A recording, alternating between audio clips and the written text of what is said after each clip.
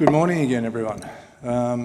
It is nice to be back in person after such a long time, and can I just thank you all for coming after that sort of time when we were planning the AGM. We were very uncertain as to how many people may or may not turn up, and that's before I apologise for bringing the Sydney weather with us. So thank you.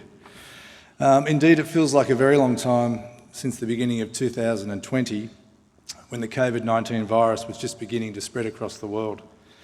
The global pandemic generated some of the most extraordinary and unprecedented events experienced in modern history.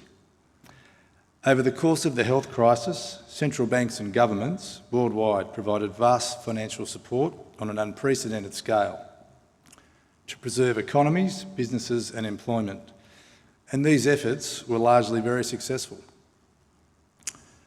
An unintended, although for many not unexpected consequence, was the strong increase in liquidity and asset prices globally, including equities.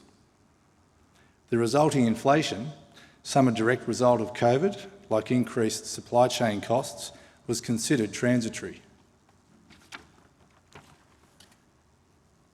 Even up until late last year, it was still not a major concern for most economists or central banks. The 2022 calendar year was to bring its own economic and geopolitical shocks with the Russian invasion of Ukraine. The war has caused huge disruption to energy markets globally, fueling the already inflationary environment, not to mention the terrible human toll. So we fast forward to today, and it's hard to avoid reading about inflation, interest rate increases, and the rise in the cost of living. Earlier this year, global inflation surged to almost 10%, catching policymakers and investors by surprise. The rhetoric has quickly changed from insisting that inflation was a post-pandemic effect, which would normalise, to a much bigger, more persistent problem.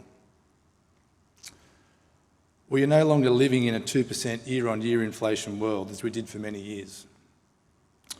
This calendar year, 33 of the 38 central banks monitored by the Bank for International Settlements have raised interest rates. The US Federal Reserve has raised rates more quickly than at any time since the 1980s. Australia has also followed suit, with 6 consecutive monthly rate increases totalling 2.5%. The official cash rate is now 2.6%, with further increases likely still to come.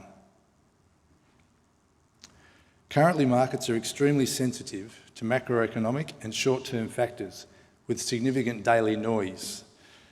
That said, there is a lot of noise to be concerned about. The Russia-Ukraine war, the energy cost crisis, rising inflation and increasing interest rates, China's weakening economy, and the hangover effects still being felt of COVID. In Australia, a third year of the La Niña weather system and the associated increased rainfall, particularly on the east coast of the country, is also generating major challenges and disruptions. This uncertainty is adding to the increasing fear that if inflation remains elevated, the prospect of a higher for longer interest rate environment increases, and the likelihood of a soft landing for the global economy decreases. In this scenario, central banks will have to go harder to slow demand, creating further headwinds for equities. A side effect of the rapid increase in rates and the variable economic growth outlook around the world is the unbridled strength of the US dollar. While the Australian dollar has held up well against many currencies, it is at a 15-year low versus the greenback.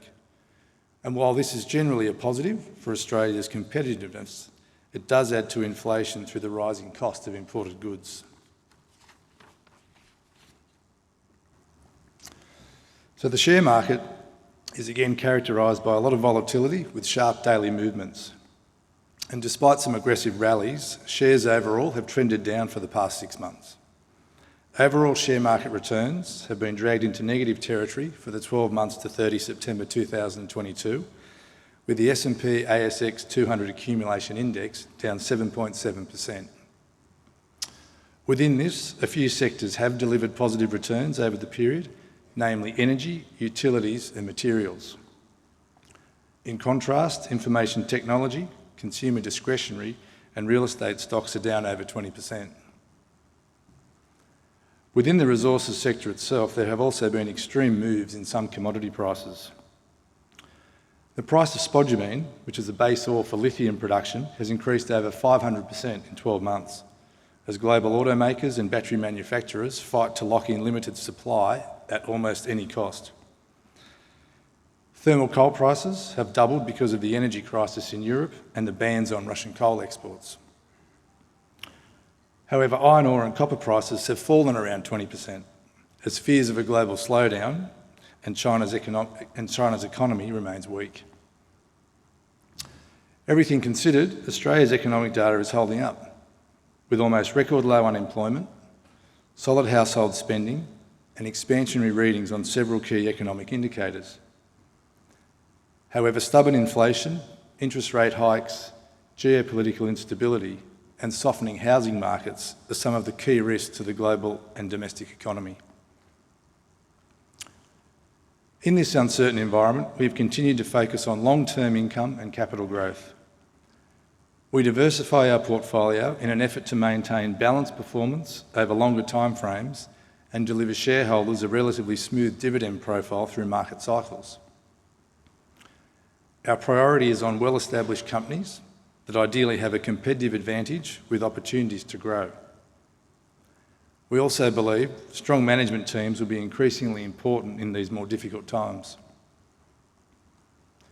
Quality companies will likely perform better regardless of the macroeconomic conditions and policy settings. We are more likely to be adding to existing holdings that we know well during periods of market weakness rather than adding new names to the portfolio. We've made minimal purchases so far this financial year. We have sold our holding in Tassal Group, a long-term holding, following the revised takeover bid from Canadian company Cook at what we thought was an attractive price, and exited a number of smaller holdings. So the overall number of holdings has reduced marginally by 3 to 90. While not significant, we have been building up our cash balance since year-end to deploy as opportunities better present themselves.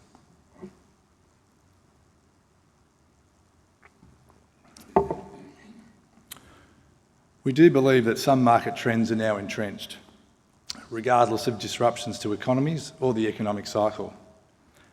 From an energy perspective, the growing shortages and increasing prices have refocused global attention on the importance of energy security. The issue of energy security now sits alongside the need for decarbonisation and affordability. Sustainable energy and electric vehicles are two trends that fall into the decarbonisation category. The commodities that underpin these themes will likely remain in demand well into the future. Two stocks in the portfolio that provide exposure to this trend are Argo Group and Lynas Rare Earths Limited. Lithium remains one of the key components in batteries for electric vehicles. Argo is one of the biggest lithium producers in Australia and provides high-quality exposure to the rapidly growing battery materials market with low-cost lithium and nickel operations. The company has exposure to the Greenbushes lithium mine in Western Australia via a 25% ownership stake. The mine has the largest installed capacity, the highest reserve grade, the lowest cost structure, and a mine life of over 20 years. Argo is generating very strong cash flow from existing operations and can use this to fund future growth opportunities. The demand for rare earths is also underpinned by growth in electric vehicles, wind turbines, and the development of many new technologies. Lynas owns the Mount Weld open pit mine in Western Australia, which is one of the highest grade and largest scale deposits in the world. It is the largest producer outside of China of high-value rare earth elements, including NdPr, which is used in the production of magnets for electric vehicles and wind turbines.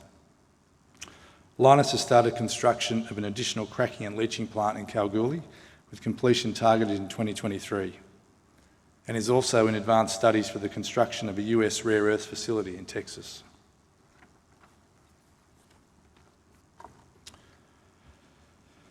There are a number of challenges facing the global economy.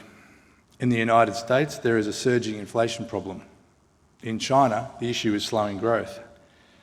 Europe seems to have the worst of both worlds, with rising prices and a looming recession, not to mention energy shortages. Much of the rest of the world is dealing with supply shortages and weak currencies against the US dollar.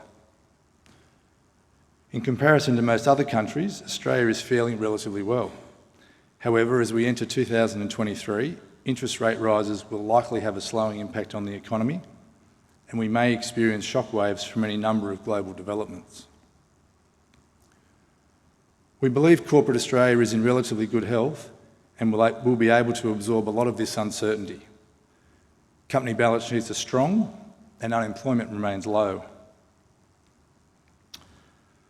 We continue to take a consistent and conservative approach to managing Argo's portfolio, remaining faithful to what has proven resilient through difficult economic cycles and disruptive events over many decades. With no debt and cash available, we believe Argo is relatively well positioned in the current environment. I'd also like to acknowledge the efforts of the whole team again this year. Our staff continue to work tirelessly for the company, and it may surprise you, still number just 15 across both our Adelaide and Sydney offices, and actually 2/3 of them are here today, so helping out. So thanks everyone.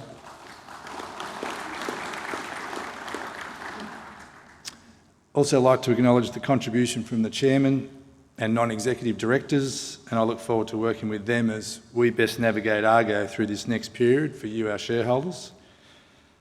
I'd also like to thank Joycelyn and Anne for their time on the board and their contribution to the company, the support and guidance they've provided me and other members of the team in their time on the board, and wish them well in their future endeavours.